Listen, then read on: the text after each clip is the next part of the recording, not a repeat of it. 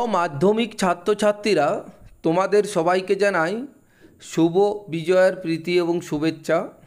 সবাই ভালো থাকো এবং ভালোভাবে মাধ্যমিক 2026-এর জন্য প্রিপারেশন নাও। তাই আজ আমি তোমাদের 2026 সালের জন্য ভূগোল বিষয়ে যে মানচিত্র 10 নম্বর থাকে সেই 10 নম্বরের 35টি মানচিত্রের সাজেশন নিয়ে এসেছি।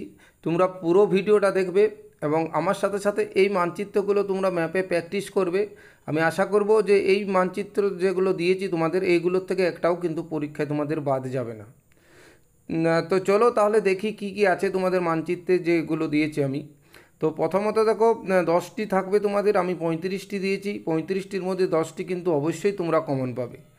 তো 6.1-এ দেখো তোমাদের 6 নম্বর দাগে থাকবে। 1 নম্বরে আছে বিন্ধ্য পর্বত, 2 নম্বর হচ্ছে মালাবার উপকূল, 3 নম্বর কাবেরী নদী, 4 নম্বর একটি অতি অল্প বৃষ্টিপাতযুক্ত অঞ্চল, 5 নম্বর একটি কৃষ্ণ মৃত্তিকা অঞ্চল, 6 নম্বর উত্তর পূর্ব ভারতের একটি চা উৎপাদক অঞ্চল, 7 নম্বর পশ্চিমবঙ্গের একটি পেট্রো রসায়ন শিল্পকেন্দ্র, 8 নম্বর একটি ভারী ইঞ্জিনিয়ারিং শিল্পকেন্দ্র, 9 নম্বরে দেখো পূর্ব উপকূলের একটি কৃত্রিম পোতাশ্রয়যুক্ত বন্দর, 10 নম্বরে দেখো নতুন দিল্লি, 11 নম্বরে আরাবল্লী পর্বত, 12 নম্বরে নর্মদা নদী, 13 নম্বরে দেখো উত্তর পূর্ব ভারতের সর্বাধিক বৃষ্টিপাত কেন্দ্র, 14 নম্বর ভারতের অরণ্য গবেষণাগার, আমরা জানি দেরাদুন, তাহলে দেরাদুন করতে হবে।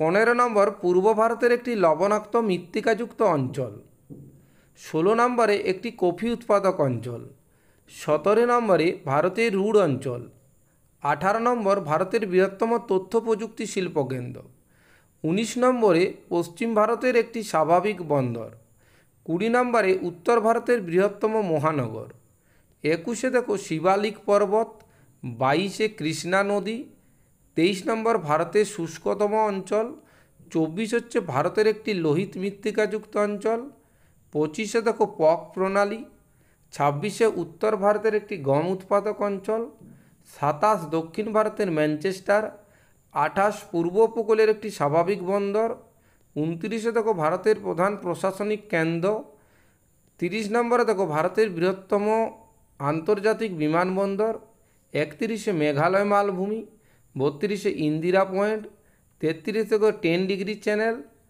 34 হচ্ছে কারাকোরাম পর্বতশ্রেণী, 35-এ ভারতের বৃষ্টিচ্ছা অঞ্চল। এই যে 35টি দিয়েছি তোমাদের, এইগুলোর থেকে আশা করি 10টি তোমরা অবশ্যই কমন পাবে।